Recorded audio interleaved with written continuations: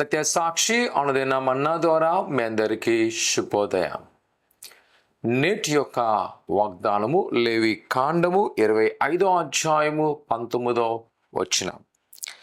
మీరు ఆ దేశంలో సురక్షితంగా నివసించెదరు. ప్రియకుమార కుమార్తె, ఇశ్రాయేలు ప్రజలు వారు ఐగుప్తు ప్రాంతం నుంచి వాగ్దానం దేశానికి వెళ్తున్నప్పుడు దేవుని యొక్క కృపను మనము జ్ఞాపకం చేసుకున్నట్లయితే ఆయన సెలవిస్తున్న మాట, మీరు సురక్షితంగా మీ గమ్యమునకు చేరుతారు. ఈ 40 సంవత్సరాల ప్రయాణంలో వారి యొక్క మూర్ఖత్వం వలన అనేక సార్లు సొనుక్కోవడం వలన అనేకమైన పరిస్థితులు ఎదుర్కోవడం చూస్తాం. వారు తెగులు తెచ్చుకోవడం కానీ, శత్రువుల యొక్క భయంలో వారిలో అవడం కానీ, కొన్ని అపజయాలు కనబడుతూ ఉంటాయి.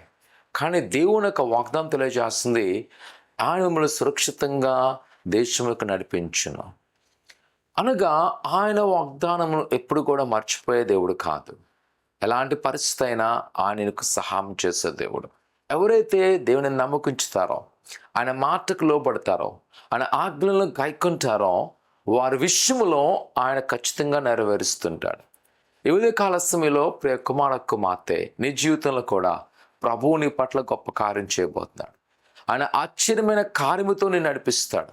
నీ జీవితంలో ఒకవేళ ఇది అసాధ్యమని అనుకుంటున్నావేమో, నా వల్ల జరగదు, చాలా ఆటంకాలు అనుకున్నాయేమో, భయపడక ప్రభువు సురక్షితంగా నడిపించబోతున్నాడు. ఈరోజు ఒకవేళ మంచి ఎగ్జామ్ రాయడానికి ఆశపడుతున్నావేమో, చాలా డిఫికల్టీ సిచ్యువేషన్లో ఉన్నావేమో, నా కుమార్తె ఆందోళన చెందక, నిరాశపడక, ఇదిగో ప్రభు మనకు తోడై అన్నాడు. ప్రార్థన చేసుకుందాం.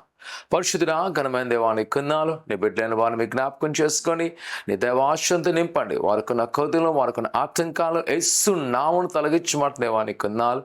నీ హస్తాల భద్రపరిచి బలపరచండి. నీ సన్నిధిలో ఏదైతే అడుగుతుండగా వాటిని నెరవేర్చండి. నీ కృపాక్షములతో నింపమంటున్నా దేవానికి కొన్నాళ్ళు.